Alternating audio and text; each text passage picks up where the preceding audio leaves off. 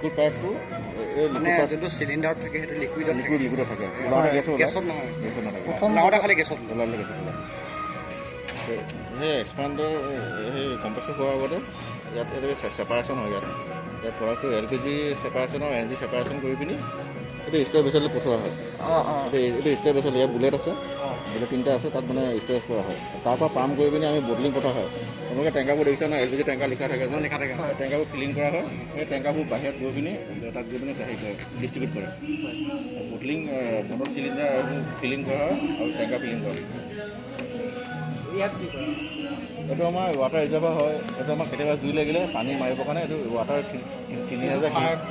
fly এই নক্সাখন কোনডোখৰ ঠাই নক্সাখন কোনডোখৰ ঠাই বুলি ক'লে আপুনি এই ৱালখনৰ পিছপিনে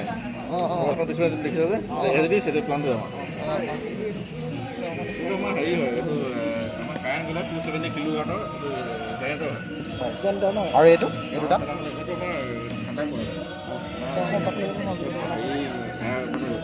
লাইনটো আমাৰ ঠাণ্ডা কৰিবৰ কাৰণে আমাৰ ফেন 4খন দিয়া আছে ফেনে ঠাণ্ডা কৰি ফিলিং থেংক ইউ